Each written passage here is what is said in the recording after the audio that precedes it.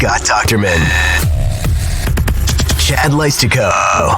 Together on one pod, talking odds and all things Big Ten. Powered by GameDay Men's Health, with locations in Ankeny, West Des Moines, and North Liberty. From the Channel Seed Studios, this is Legends and Listeners. Exclusively on Iowa Everywhere. Hey, Hawkeye fans, Big Ten fans, and Iowans everywhere. Welcome in to Legends and Listeners with 𝗙𝗃𝗍𝗶𝗹. That's me, of the Des Moines Register. Scott Dochterman of The Athletic, as always, joining you guys and us and Aiden and everyone. Episode number 68, Scott, from the Channel Seed Studios here on Iowa Everywhere. In a hotel room here up in Sioux Falls. It is freezing up here. Freezing. I just covered the Iowa women's basketball game. We're recording this late night Wednesday, so it is truly a podcast after dark. I don't know, we could maybe talk a little women's basketball later in the show, Scott. That's something that's kind of exciting right now. Yeah, it sure is. I'm really surprised, though, that how are they not ranked? I know, it's crazy. They're the first team out like every week somehow. This is like anti-Caitlin Clark. It's like, I mean, it's like the WNBA ranking them, or the officials and the Angel Reese crowd saying, oh, no, they're not good enough. I mean, all they did was, they went to Virginia Tech, or they played them in Charlotte and won decisively. They've won big every time they've been out there, and they looked great tonight, I thought, too. So I'm just aghast. I mean, I thought this team was like top 15. And then, of course, we saw tonight that the number 8 team in the country lost. So this is, this is something that I'm not real happy with. This, I think this is bull. So I covered Iowa beat Kansas tonight, 71-58 here in Sioux Falls at the Sanford Pentagon. Which I said to my text group, I was like, it's kind of interesting. I'm going from one Pentagon to another in a matter of 48 hours. I'll literally be flying next to the Pentagon, flying into D.C. on Friday for the Iowa-Maryland football game, which we'll talk about. But anyway, I was sitting next to Jeff Linder at the basketball game tonight of the Gazette, and he's the voter in the AP poll, and he voted Iowa 15th. I saw that, and like he was as confused as you are, like why they're not ranked, and it doesn't matter. But it is weird, and they do look good. They're playing really good defense. They just beat a Big 12 team. It's the first of 3 on their schedule. I know we didn't plan to talk about women's hoops to start, but yeah, they are 5-0, first time since Megan Gustafson's junior year. They've never been 5-0 under Caitlin Clark, and so 7 years. That's a pretty good start to the Jan Jensen era. And they've just been solid wins after solid wins. I mean, I was at the Drake game Sunday in Des Moines, and that was a real road crowd, and they got it done. And they're doing it in different ways than the old team. So it's a really fun group to watch. So I think fans are really embracing this team too, and it's kind of cool to see the baton get passed from Caitlin Clark and Kate Martin and Gabby Marshall to Lucy Olson and Hannah Stuelke and Addie O'Grady and Sydney Fulter and all these freshmen, Tegan Mullaney and Taylor McCabe, all these girls, they're all fan favorites. It's pretty great. Right. And one thing I really like about this team is they have a completely different vibe to them than the past teams. I mean, last year, in order to thrive, survive, whatever in that environment, they had to be professional in their approach. They had to take that strong mindset because they were rock stars. They were the Beatles, and there was a lot of pressure, and there was a lot of pressure on Caitlin to perform, and there was a lot of pressure on the team to win these games. And we saw it kind of catch up with them at times. And, in the NCAA tournament, I thought at home, it certainly did. But they were able to use that and push forward. Well, this team, to me, Chad, just seems like they're just so much lighter. They're smiling, and I think Lucy Olson is part of it. She's loosey-goosey, and having fun there. But I think it's really about this team, just seems to enjoy the sport and enjoy the environment and playing pressure-free and just having fun. And that's really important because it is a new team. The players that you talked about, Kate Martin, Of course, Caitlin Clark will never be another one like her. Gabby Marshall, Molly Davis, they had just a different feel to them. This one's different too. And the freshmen, as you said, I mean, they're playing big roles. I mean, they're, Tegan Mullaney, I thought Taylor Stremlow, she's a Kate Martin, next level Kate Martin when she gets older, and Ava Hayden I thought played well, and then Addie O'Grady has just been really, I think she has thrived a little bit, Chad, since Caitlin has moved on, because I think in some ways Michael Jordan was this way, that if you had somebody who just couldn't quite match their whether intensity or whatever they're doing, they become a target in some ways, and I think in this case the lighter atmosphere helps her. So I don't know. Maybe I'm full of it, but those are my vibes from this. Well, and it's fun to just see them, like I said before, winning in a little bit of a different style. Like they're not as fluid, they're not as perfect on offense yet, and they'll probably never get to the point where they were with Caitlin, scoring 90 plus a game and rocking 15 threes almost every night as a team, 7 of them from the point guard. And, so they're still trying to find their way on that front, but it's, they've just got a little bit different identity with Jan Jensen so far. And they've held 3 teams, Scott, under 60 points this year in the regular season, and 4 if you count the exhibition, which you can't. But I mean, they've done they held Virginia Tech to 52. They just held Kansas to 58. This is different. It's a different style right now, and they've needed this. So anyway, they're 5-0, and they still have like a pretty gauntlet schedule coming up. They get Washington State next. Then you go to Cancun, where they face another Big 12 team in BYU, and another game down there, Rhode Island, I believe. And then they go to Brooklyn to face Tennessee, and then they come back home to Iowa City, finally back to Iowa City, and they face Iowa State. And then now they face a couple of weeks later, they play UNI, which is beat Iowa State. So, that could end up being the state championship game potentially, or maybe it'll be a round robin where everyone loses once or whatever. So, I saw Bill Fennelly had a really funny quote tonight. You saw that? Okay. I just heard Linder told it to me, but he's like, that's why the men don't play these games. I thought that was great. That was a great quote.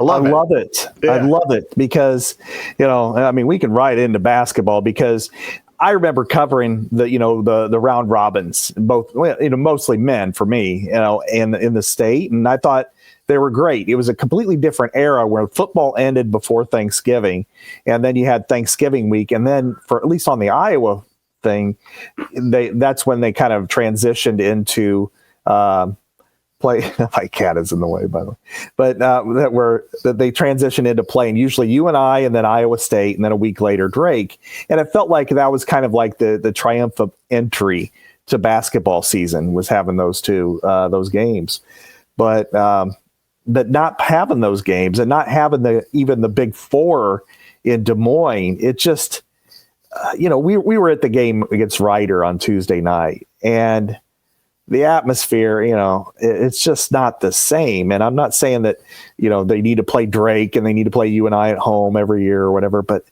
it just takes something away. And there's just nothing that's really replaced it. And I'd really like, and I admire the women's teams for playing these schools, because UNI and Drake are good programs. They have great traditions themselves, and you're playing home and away. So they're the opportunity to get beat, or like you were at the Drake game, where they're giving you your best effort, and it's not a pro Iowa crowd. I mean, it's a hostile crowd. So I think this is great. And of course, Iowa State, it'll probably help them during the course of the season.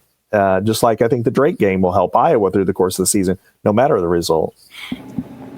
Yeah, I mean, not to get way off topic here, but, Iowa State women are like a top 10 team, just like the Iowa women have been the last several years. High expectations. And pretty much every year with the Iowa women, with those high rankings, they've had an early season setback, and they've used that. So, obviously not the end of the world here for the Cyclones to lose that game, but it's a fun dynamic of the in-state deal. And the nice thing, the cool thing, and we can move on to football here in a sec, everyone, we're going to get there, is just like in the Iowa Drake example, it's just such like it's just such a kind rivalry, you know, like they all just like have so much love and respect for one another as programs. Obviously that stems from many layers, you know, Jan Jensen, Lisa Bluter, Jenny Baranchek, you know, ties just throughout and throughout this rivalry or matchup, whatever you want to claim to say matchup. But it was fun. It was really fun to be there. It was a really neat atmosphere, like you said. No, yeah, it was totally pro Drake, and I look forward to the Iowa State women's game. I believe it's December 11th, and then the Iowa UNI game. Those will both be in Iowa City. So Iowa's taken the road game already. Iowa State, I guess, has two. You know, has to play at UNI and at Iowa this year. So yeah, tough. It's tough. Anyway, ready to talk some football, Scott? Yeah, let's do this, man. It's all right. Yeah, it is football season. Pretty much the height of football season for many teams in the country.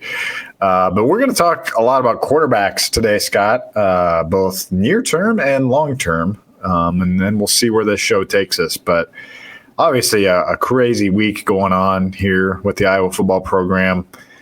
It looks like, Scott, you know, I would say 95% chance that Jackson Stratton is your starter.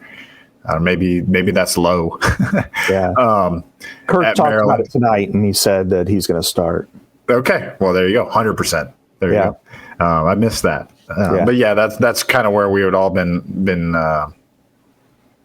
That's what we've been hearing, and it's kind of crazy, isn't it? This is the first time now, Scott, since 2006 that Iowa has started three different quarterbacks in the same season. That would have been Tate, Manson, and Christensen. Yeah. Now we get to McNamara, Sullivan, and Stratton, the unlikely three. What do you make of this whole week? You know, the Stratton rise, Cade disappears, Brennan Sullivan obviously hurt. I mean, I think it's really kind of a surprise to me, because when we, you know, listening to what Kirk said on Tuesday, seeing the depth chart on Monday, hearing that Cade is cleared for practice and he's put number 1 on the depth chart, but it's like mystery time here. You know, why isn't he starting then? He was the starter for last year until he got hurt. He was the starter this year until he got hurt. Why isn't he the starter now? I mean, if he's cleared and your only other option is a walk-on, why isn't he starting? And there was no answer to that. Kirk was very evasive and kind of threw things back and forth that was really unclear to me, which, you know, obviously feeds into speculation. And I don't know if I'm out on a limb here, Chad, but it almost makes me think that, does Cade even play? Is he even playing anymore? Is he even a Hawkeye anymore? I mean, you know, because is he going to travel? You know, I mean, Kirk was so evasive with that, and that none of the quarterbacks were made available Tuesday, that you just wonder, well, what is the deal here? Because he's cleared. He's cleared. He should start, right?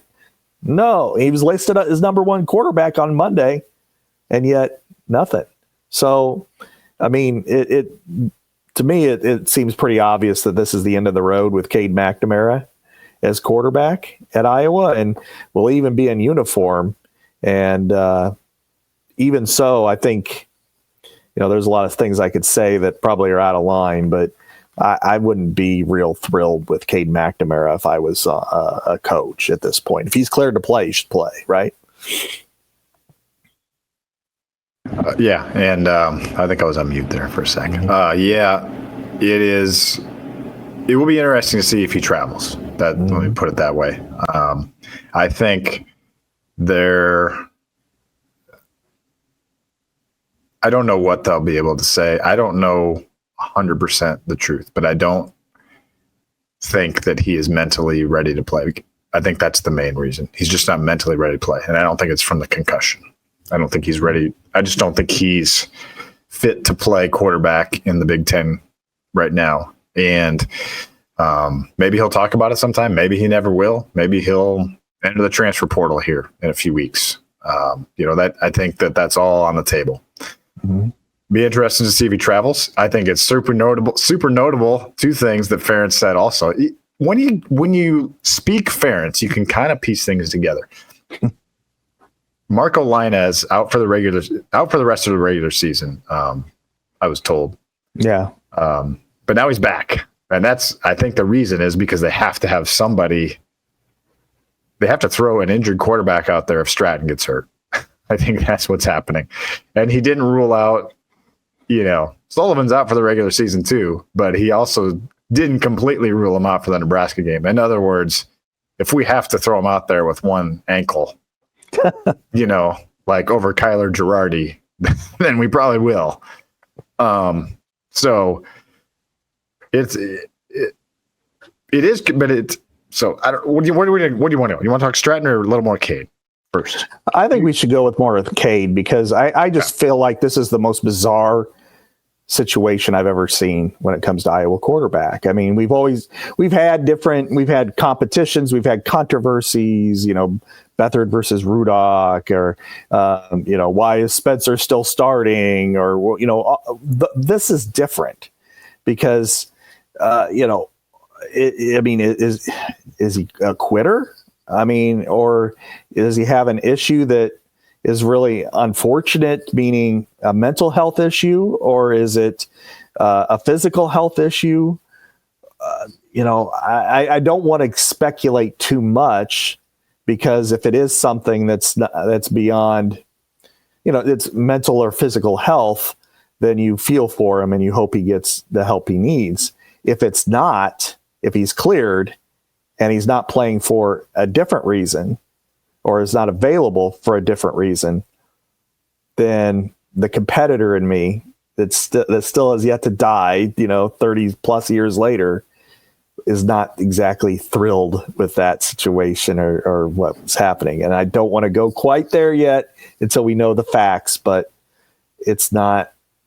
It's just bizarre. That's really the best word I can describe about this. Yeah. And we do want to, I'm glad you're being a little bit careful here because concussions are, it's a brain injury. And so we do not know exactly what he's going through. We do know he's been cleared. We do not know what he's going through, mentally. And so, you do want to give him a little grace and room for that because you don't know. But he's clear. I mean, and Ferentz has been backing Cade for basically 2 years. He even got suspended for him. Yeah. He cost himself a game in the recruitment of Cade McNamara over whatever happened there, which I think also has to do with it was. Yeah.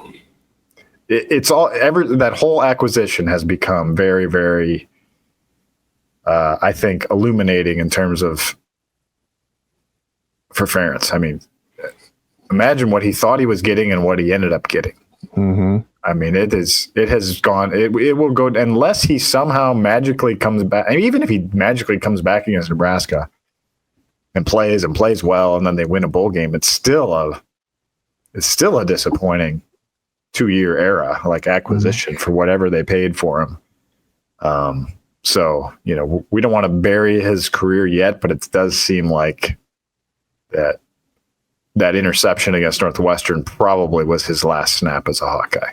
That would be my guess at this point with informed speculation. Yes, I think that's fair. And, I've had some as well. And again, you try to exercise a little caution, at least at the if he was a Chicago Bear or if he was an NFL player, then maybe I would be a little different on this situation. But I don't think that I feel real good about this, though. I think when you start to look at the holistic view of Cade McNamara with Iowa, it's a resounding disappointment.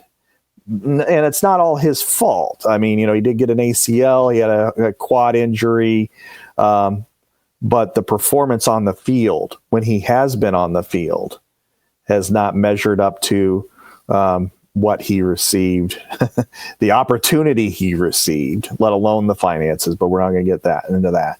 But the opportunity that he received, his performance has not measured up last year or this year, and especially this year. And I know, well, for half the year, Kirk was defending him about being rusty, about, well, he's just not this, that's not that. When you look at the performance, I mean, it's so uneven and inconsistent that there were a couple of moments where it was second half against Illinois State. You're like, okay, things are starting to come in line. First quarter against Iowa State looks good. And then, whoa, 5 of 18 for the last 3 quarters. And they lose to Iowa State because of him. They gave up a couple big plays, but if he was better, they win. If he was better in the first half against Michigan State, they probably win. Just things like that you look at and you're just like, there was a considerable difference in the level of play when Brandon Sullivan came in. And he's not as good of a pure passer as Cade McNamara, but in the way the team responded to him, it was significant. So, again, I hate burying guys, especially because, injuries are an important part of this, but I'm just, I think this was a very disappointing development and situation. On so many levels. I mean, you feel bad for the Swarm folks who stuck their neck out for him too. I mean, this is a big, and whoever, all the people that donated, whoever that was, buyer's remorse for sure. I'm sure it obviously doesn't help, the idea of the NIL stuff, it can't help us, Brad and the Swarm, I'm sure. Yeah. This is not the Caleb Brown thing kind of didn't pan out. The Cade McNamara thing didn't pan out. Now, hey, Nick Jackson panned out. I mean, I would say Brendan Sullivan was still a very positive acquisition, still could be a really positive acquisition, just unfortunately got hurt against UCLA. Yeah. But the other weird part, Scott, about the Cade thing is he was voted a captain, for 8 weeks or what, 8 games, 9 games, right? 9 games. He was still a captain in the Wisconsin game, wasn't he? Pretty sure. And then finally Logan Jones was. Yeah. Yeah. When it was UCLA. Yeah. Cause he couldn't travel. Yeah. So he was still out there at the coin toss for Wisconsin. And so I don't know if there was any bailing by Cade, whatever bailing looks like here. That's really disappointing. If it's strictly bailing out on your team, then I don't know. Yeah. Can't say that for sure. I don't want to go that. I don't want to go that far right now. Maybe we will. If it happened, we'll know. We'll know for sure. And then it's gloves are off. I'm sorry. I mean, if that's the case, then I'll have no fear in teeing off, because if your team puts that much equity and into you and you being a leader and to back you as often as they did, and they had to walk away based on something that's, that it's not a physical or mental issue, to me, I think it's quitting to the worst degree. Because just when times got tough and you're not considered number one and you leave, that is, you expect everybody else to do it for you. You expect them to be, your backup. But if you're not there for them when they need you the most, then that's, dare I say, low character, Yeah, we will, it's going to keep developing here. Yeah. He's either going to make the trip or he's not. He's either going to go through warm-ups or he's not, and it'll go from there. Like, again, it'll be and then what if Jackson Stratton gets hurt, and then does he come in? It's just going to be so strange here the next couple days, next couple weeks. But yeah, I'll be out in Maryland. I'll give you the pregame report if see if he's out there with the guys stretching and throwing and whatnot. But It's like we're talking about things with like restrictor plates. It's like we've kind of held ourselves. It's like, okay, we want to say some things, but we're not quite ready to. So I would say it's kind of wild, like the Iowa Wild, in Des Moines, and they had some really fun stuff. I hope everybody was able to get there to see the Hockey Fights Cancer and the Veterans Appreciation Night last week. But they're a big sponsor here at Iowa Everywhere, and as is GameDay Men's Health. And I'd say, Chad, I feel comfortable saying this. First of all, North Liberty location is now open in the front. Everything looks good. I was out there. I'm like, wow. It even has the new area smell. But even the building feels like it's in its 20s again. Exactly. It's been rebuilt and it looks good. And since I've been going there, and in combination with a few other things, I'm down 16 pounds and feel great. And nice. And hoping for a lot more, which this time of year it's not easy. But what do you have to say about GameDay Men's Health this week? Yeah, I mean, Wednesdays are my day to get my tee shot, and it's been awesome. Like I truly feel the difference every week. I mean, I'm always excited to go back, and obviously not going to miss any. Oh, there you go. There's a photo. That's nice. Yeah. But yeah, GameDay Men's Health can truly help you feel like you are in your 20s again.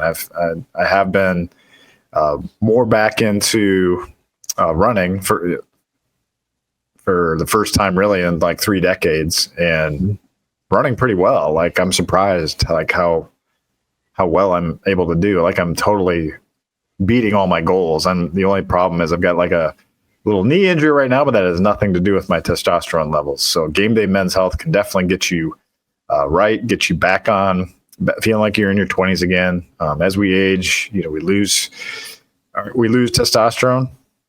They can restore it. They give you a stronger sex drive. You put in a better mood, more energy, boost in whatever you're doing in athletics. And like you said, they're great with weight loss too. Consultations free, easy, completely private, no obligation. Check them out at GameDayMen'sHealth.com or at their locations in Ankeny, West Des Moines, or of course, refurbished North Liberty. Thank you, GameDay Men's Health. Thank you, Iowa Wild, for being a part of Legends and Listeners. Next week, you'll be sponsoring episode 69 of Legends and Listeners. So that'll be pretty nice. Scott, let's talk about another wild thing, potentially. Jackson Stratton. Jackson Stratton. I'm telling you, man, I've got CJ Beathard 2013 vibes. Super raw, long hair, big arm. Intriguing. Maybe not, maybe not going to be real consistent, but he might have a few wild throws on Saturday. And Maryland has the worst pass defense in the Big Ten. So let the man cook. Let him throw, Scott. All he has to do is if he throws like a 45-yard pass in the air that goes for like a 70-yard touchdown, everybody will say he's our guy. It feels like it's been so long since we've seen something like that. Really truly long, deep pass, and he does have a gun. He can sling it. And how accurate is he?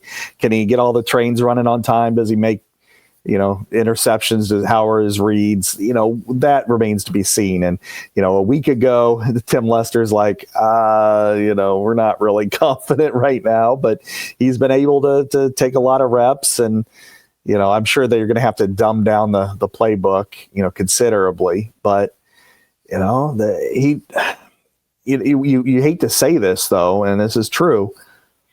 How much worse off are they with him than they were with Cade or Brendan Sullivan, who, other than the running ability, maybe it's not that far of a drop off. And, I know I had somebody close to the program say that they're more excited now than they've been in a few years of just about the whole team. So you never know what that means. Wow. Wow. So, I don't know what the vibe is, because it seems like a really inconsistent team at some point. So, but we'll see what happens on Saturday at Maryland. Well, I think in a perfect world, like if Kirk Ferentz were to like play for the future, like you would start Jackson Stratton over Cade anyway, but he's just never done that. He's always gone with the guy that gives him the best chance to win. And I appreciate that because you want to be respectful to the 127 guys that are in the building. You know, they want to win a game. It's not just about one guy's development. I get that. I respect that about 𝗀𝗃𝗃, even though I'd like to see the future sometimes. But I think now it is fun. You do get to see, like, it's still way early for him. He's a redshirt sophomore, so he's not like, it's not like he's a true freshman. Yeah. But he's still very raw. He came into Iowa 4 for 17 in his career with a touchdown and 2 picks. So, you know, and he went 3 for 6 for 28 yards against UCLA, and everyone's like, wow, he looked pretty good. I know. You know? He did make a couple nice throws, you know. They got him in a touchdown drive, you know. So and he got clocked on another one down there. And threw it off a guy's helmet or something. But anyway, but it's exciting, right? I mean, you know, I think as an Iowa fan, I think a lot of Iowa fans are more intrigued about this game now that Shaggy's in the hot seat versus Cade. I mean, a lot of people were claiming they weren't gonna watch with Cade as starter. And by the way, just want to back up. Like, I had a column like Monday morning saying they're preparing for Cade to lead this team. So that was not incorrect. I just want to tell you guys that was not incorrect. And we saw that on the depth chart. Right. It flipped from Monday morning to Tuesday afternoon. I just want to make that clear. The reporting was not incorrect.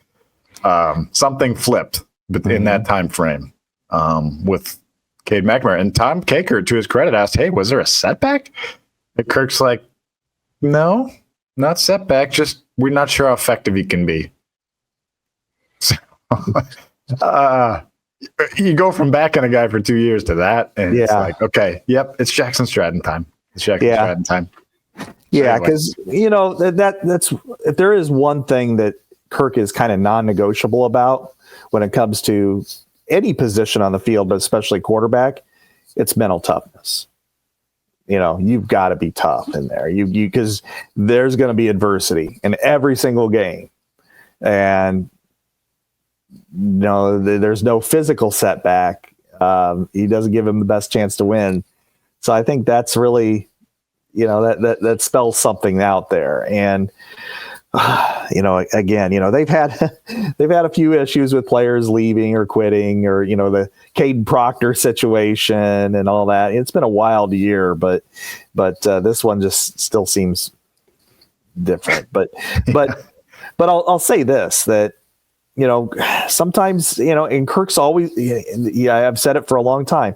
No coach I've ever seen handles adverse situations as well as 𝗀𝗃𝗃 and his teams. And there've been a lot of times when you think that, okay, this team's shot. You know, I remember when they went to the Insight Bowl against Missouri, and Missouri was pretty good. They were like ranked 12. They were 10-2. Iowa was 7-5. Blaine Gabbert. Yeah. Iowa was 7-5, lost its last 3 games. Adam Robinson got held back, you know, then got arrested the night before the game in Des Moines. And then you had, you know, fights between Adrian Claiborne and Jewel Hampton. And I mean, just an obscene month there. And then they go out and they win, you know. And there's just so many different things. So I have something like this with this team could galvanize them to say, hey, let's circle the wagons. Defense, it's time to play better. Offense, hey, we got a new leader. He's inexperienced. Let's lean on a running game. Let's make things tight and easy for the quarterback.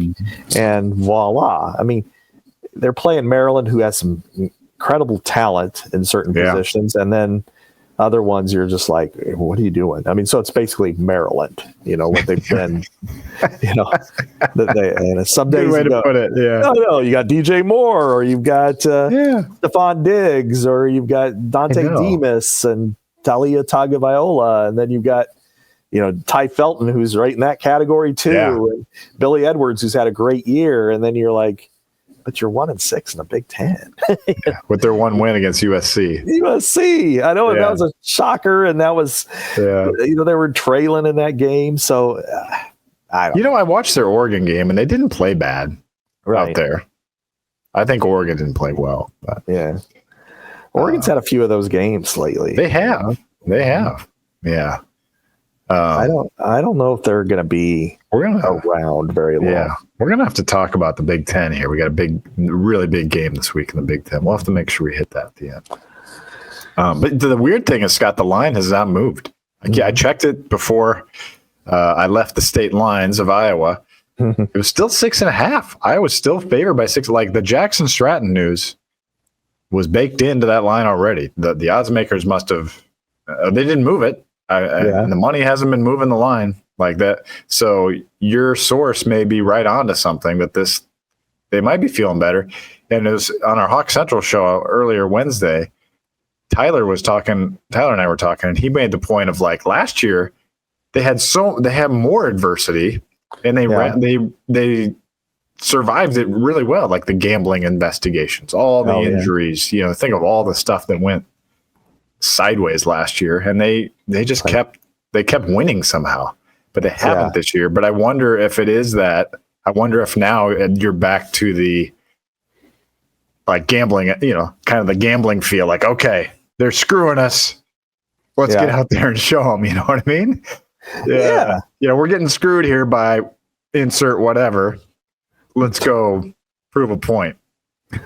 Yeah, it could very well be. But silly me, I picked Maryland this week, so I did. Because I can't trust this. I can't trust this defense. But but I also said on our podcast, like I wouldn't be surprised if they win 38-10. Like nothing would surprise me with this team. Yeah, this team is all over the map this year. It's the most inconsistent Iowa team probably since maybe 14, which we can get into some parallels there. Yeah, I know it's weird because after the Wisconsin game, I'm thinking, oh, this is parallel to 2008. And I think Kirk kind of felt that way. But and you were out in California, so you could probably confirm this. But watching his post game, he seemed as perplexed as I've ever seen. Like, I don't get this. I don't understand what's going on here. And he doesn't do that very often. So I felt like that was really kind of an odd. It was an odd read for us because the statistics again lined up with. I know it should be Iowa's game. Same thing with Michigan State, and frankly, same thing here. Although they are a decent team against the run, but it's not like they've played a lot of really good teams either. So that ran the ball well. So I don't know. I mean, I could see them just doing what happened last time they were at Maryland, because they've shown that capability too. They've shown, 40 points in 3 straight home games. I mean, this isn't a bad team, but I don't know, man. It's, the thing that they're going to have to control is, and this gets back to, you haven't had this issue since Michigan State, is you're going to be facing one of the best wide receivers in the country. And so your cornerback is going to have to, if it's Deshaun Lee, which it should be, he's going to have to be playing his best. Otherwise, this could be just a really rough go. Yeah. Ty Felton is one of 5 wide receivers since 2020 to have 1,000 yards through 10 games. The others are Jackson Smith-Njigba, 2021. David Bell. Familiar name, 2021. Charlie Jones, 2022, and Marvin Harrison Jr. So that's the company we're talking about. Yeah. With Ty Felton. So, really good player. And I told Tyler on our Hawk Central pod, I said, they're probably going to give him the David Bell treatment. They're just going to throw it at. They're going to keep throwing it to him. So I would better have a plan. And they've got a good other receiver too. Caden Prather is really good too. So, I mean, they've got skill players. I don't know how much anything anywhere else that they've got, but I mean, Billy Edwards is a good quarterback too. I mean, he's, and Roman Henby is a good running back, and not anywhere near the category of Caleb Johnson, but this is going to test their defense. And I think that what I'm interested in seeing out of this is how will it test their pass rush? Can the pass rush get to the quarterback? Because if he can, in fact, impact the game, then it doesn't all matter how they're, then he could try to throw it, but Iowa's players will be there. It's just, but I think that is a huge matchup. And I think if Iowa can neutralize that, then I think this could be Iowa's game. Because, I mean, they're allowing almost 30 points a game, and Iowa's scoring almost 30 points a game. So this could be, if Iowa can get its passing game going a little bit, I mean, it could be a really, a thumping. Yeah. I mean, like you said, you could argue that Iowa's passing game is more capable now. So we'll see. Certainly more capable than last year at this time with Deacon Hill. We think, yeah. I mean, it is. The eye test looked better with Jackson Stratton.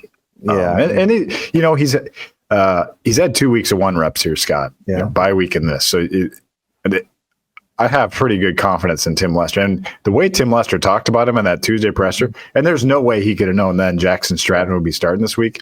He was very complimentary of Jackson Stratton in terms of his natural ability. Throwing the ball on time, which is the thing he cares about the most, in addition to footwork.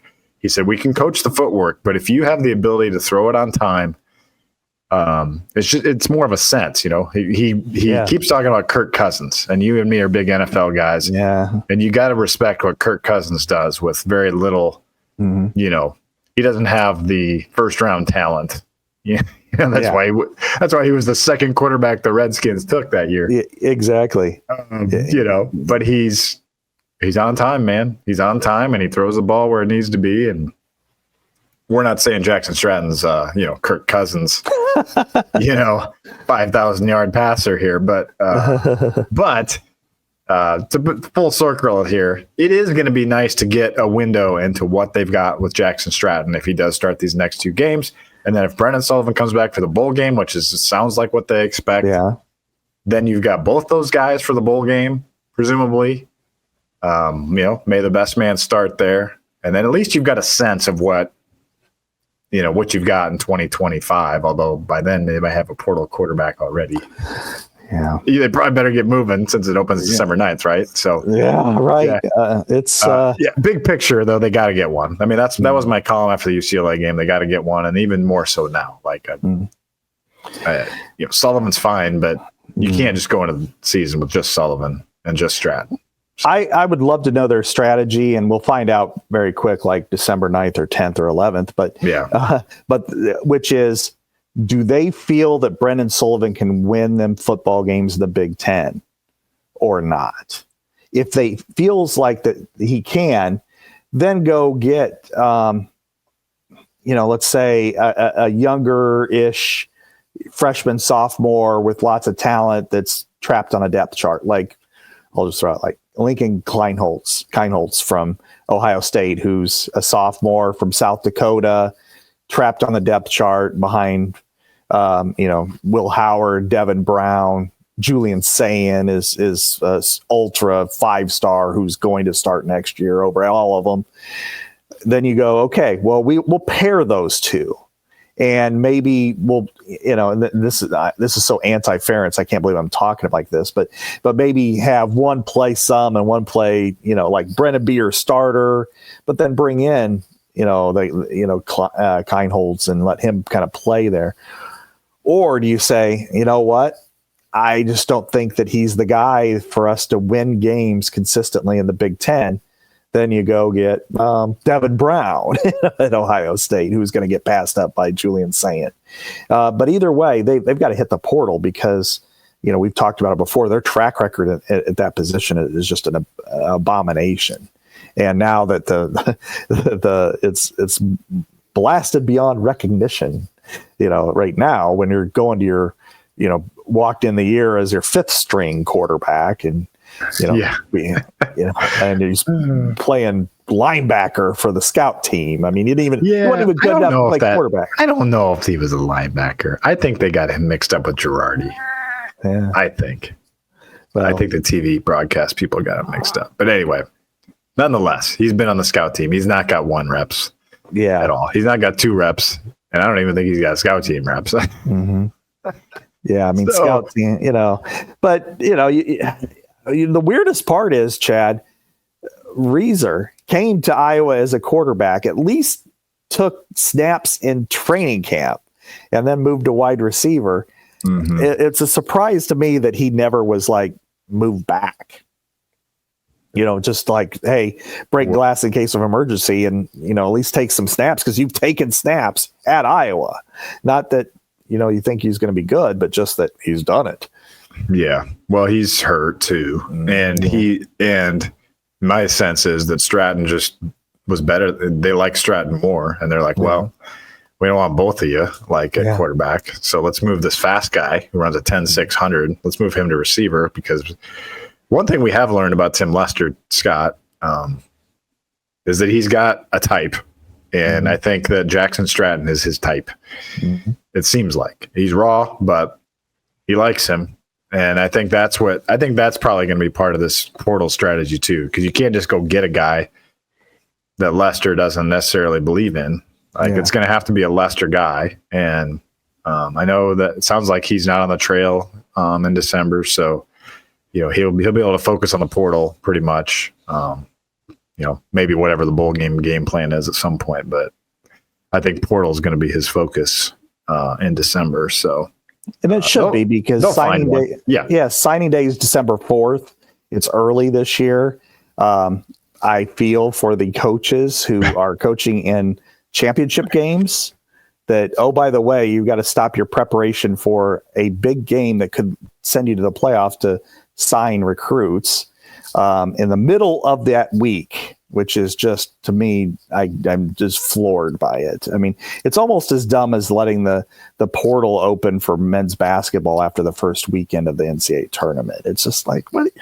You guys have any practicality in your lives? I mean, common sense just eliminate, just doesn't make it to Indianapolis, but I think with Tim Lester, it's evaluate all quarterbacks, and probably do it now, while you're at it, or let Southmaid and Tyler Barnes look at everything, and then after that, hey, here's 25 quarterbacks that might fit for you that we're kind of looking at. Yeah, and my last thought on this, and we can move to Big Ten here, but is whatever Stratton does, that informs your opinion too. That's why this is good. This is overall a good thing that Stratton's starting this week, because that informs, hey, we think Sullivan can maybe win the job next year, but we can develop Stratton and portal guy as the 2026 quarterback potentially, or whatever.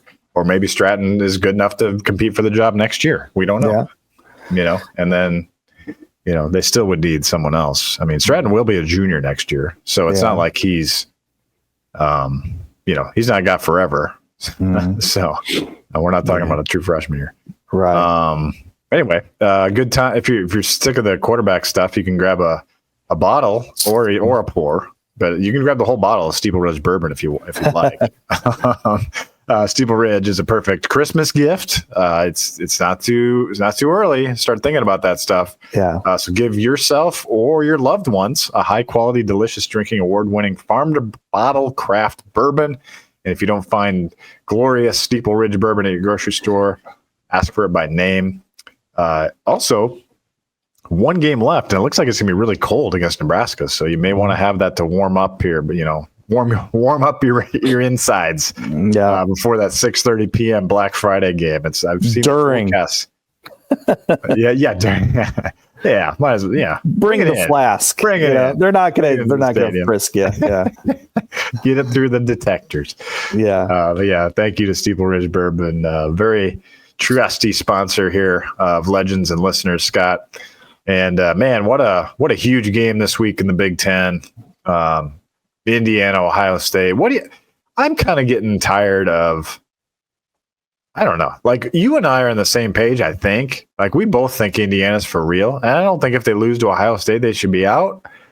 I don't understand how they're not getting the eye test, love from some. Now, their rankings is fine, but I'm just saying, like, that. It seems like everybody who's got a stake in an SEC team just wants to discount them and kick them out of the playoff if they don't, if they're not within 7 points of Ohio State. I think that's ridiculous. And I frankly think they're going to be competitive this week. So I don't think it's going to matter. But still, I feel like just watch Indiana. Just watch their games. They're a good team. And they're an old team. They're a veteran team with good players and good coaching. And they've done everything that has been asked of them. And they've blown most teams out. I mean, what else do you want? They beat Michigan. The only game that was really close was Michigan. Mm-hmm. Look at these scores. Michigan State, 47-10. Nebraska, 56-7. I was there. Yeah. I mean, UCLA, they won at UCLA 42-13. Yeah. This team has been a juggernaut this year. And so, it's crazy to just discount them like that. It's clearly people that just haven't watched them, I think. Oh yeah, for sure. And that's what sucks about this is that they have what they're looking at is, that's Indiana. And they're thinking of it as Iowa in 2015 or Wisconsin in 17 or some team that just kind of comes out of nowhere and wins these games, but their schedules, it's like they're in the Big Ten West and they're, even though they're not, but they don't look at them for the content and what they actually have accomplished and how they've played. And that's no slight at all to what Iowa did in 15 or Wisconsin in 17 or whatever. It's just, this team has an offensive punch that those teams did not have. They have Curtis Rourke is a legit quarterback, and Surratt at receiver and Price at receiver. This is an offense that they are so skilled and they're so well coached and they're coached on both sides of the line of scrimmage. The thing I'm most impressed with is how Indiana's been able to function as a defense and play the way they have, because that's not usual. First of all, they've never played defense. That's just part of their DNA. They haven't played defense in football since Bobby Knight was the coach in basketball. And then they've had some decent pass rushers, but that's about it. But the lazy stereotypes that we get from certain people in certain areas, and luckily not really on my staff, but other areas, they perpetuate these stereotypes that just make no sense. It's like, and then they wouldn't finish 500 in the SEC. So Ole Miss, who I do think is a playoff team, is really good. They lost to a team that's 1-6 in the SEC in Kentucky. Vanderbilt. Well, Vanderbilt beat Alabama. Well, yeah, Vanderbilt also lost to Georgia State, which is like 1-9, or something like that. So, okay. Well, what about, no more whatabouts. I'm tired of this. They're good. And everybody in who's Texas beaten? Tennessee is 1-1 against teams with a winning record. So on and on. There's an answer to all these questions. And, by the way, they beat a team by 49 points that beat the co-leader in the Big 12 by 18. They beat Nebraska 56-7, and then Nebraska's beaten Colorado 28-10. So and hung with Ohio State. Exactly. That lost by 4 to Ohio State. So, so it's a tired narrative. I hope they can dispel it, at least play a competitive game. It's one of those things where you worry that they're going to walk into the Death Star and they're going to look around and go, oh man. and then they have a couple turnovers and then it goes away from them and they lose 27-10 or something like that. But based on what I've seen, they were the most impressive team I've seen in person this year. At least that one day, more than Oregon the night before. Oregon sleptwalked and beat Purdue 35-0, which any team in the Big Ten can pretty much do. And then of course Ohio State was, they've got impressive athletes, but they were semi-impressive in that Iowa game, but not like Indiana. Indiana was something else.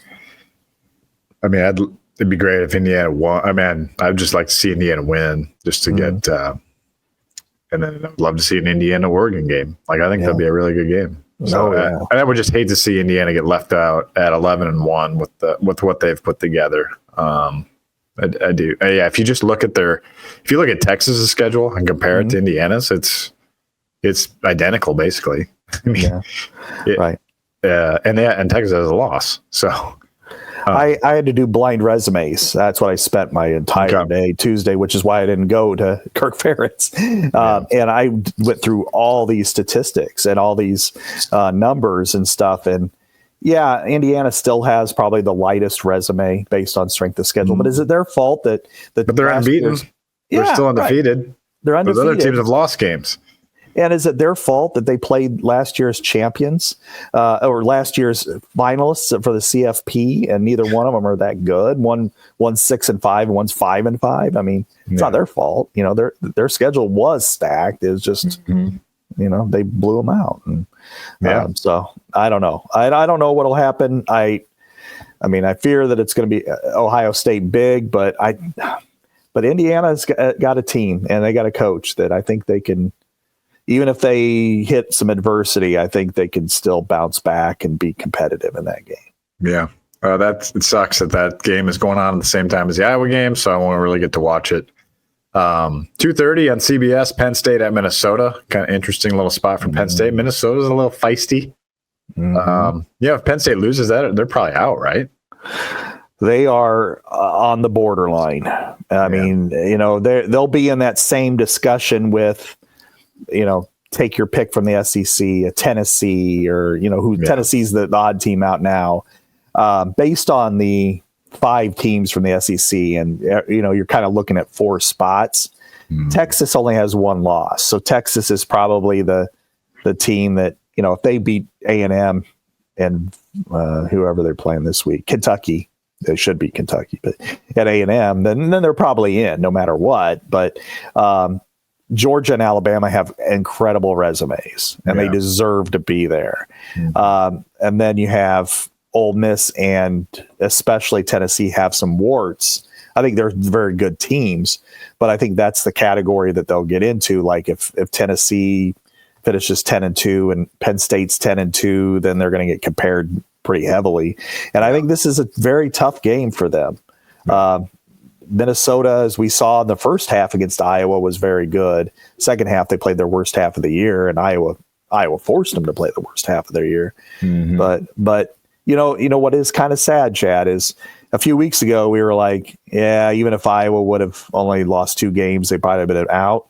If they only lost 2 games, they might be like 14th right now.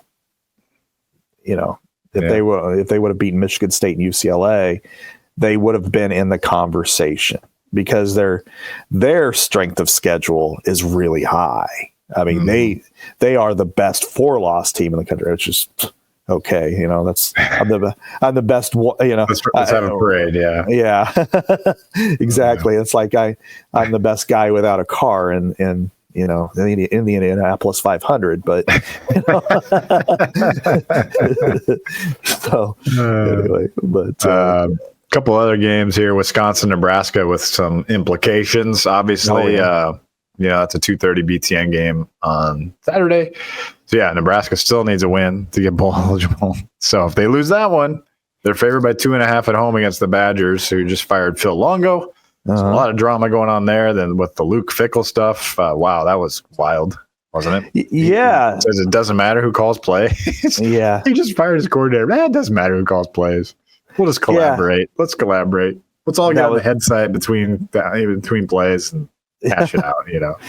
That was awfully tone deaf. Wow.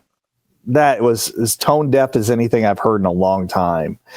He needs to understand he doesn't have that equity built up with Wisconsin fans. I mean, they've been, you know, a couple of years now, and it's been very mediocre. They're not a good program. They're not anywhere near what they were 5-6 years ago.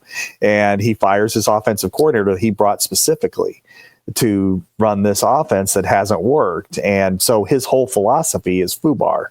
And so now he's looking at, and like he's angry at the media for asking, and like he thought he was going to say a statement, and then that was going to be it. I mean, it was kind of Fran-esque, but in some ways. But you know, I both teams are 5-5, and you know, whoever loses, you know, has to play a rival the next week, to be bowl eligible. And I don't think the Gophers would show the Badgers much mercy if they have that opportunity. And I know the Hawkeyes would not show Nebraska much mercy either. So if you can make them 5-7, you'll do it in a heartbeat. And, Yep. there's no reason to do that. So anyway, I think it's going to be fascinating because this is a game to watch just because Nebraska did the same thing at offensive coordinator. They just didn't fire him. They demoted him, and they bring in Dana Holgorsen off the street to call plays, for and their quarterback, hasn't been the same since playing Indiana. He's got an amazing arm, but the portal calls. And if you're a 5-star and you get beat by Wisconsin and you come to Iowa and you lose and you're 5-7 and you've got all this talent, you don't feel like you're progressing, the grass might be greener on the other side of the fence and, in the South, for instance. So there's a lot that could happen there too. Yeah. Yeah. And then last game, the crazy 9:30 game, UCLA and USC. That's also got implications. USC's 5-5. They finish with Notre Dame next week, so they can't lose this game, and it's at UCLA. Yeah, and UCLA is suddenly 4-6, and they get Fresno State to finish. So they beat USC. They're both at home. So if they beat USC, which they very well could, it's 4.5. I actually like them to win this game, personally, even though they're 4.5-point underdogs. Deshaun, how about that? If Deshaun Foster, after the Big Ten Media Day awkwardness, goes to a bowl game, with a really nice late season surge. I mean, they started 1 and they lost 5 in a row after the Hawaii win. So, they played a tough schedule too. They played LSU. I mean, they've played all comers here. So. Yeah, and they've won some games against teams that, Iowa, of course, and you look at Nebraska, that was a tough win. They went and they beat Rutgers, and Rutgers is bowl eligible. And so they've done it. They've gone on the road. They've won at home against teams that they shouldn't have beaten, and they did it. And that's a big deal.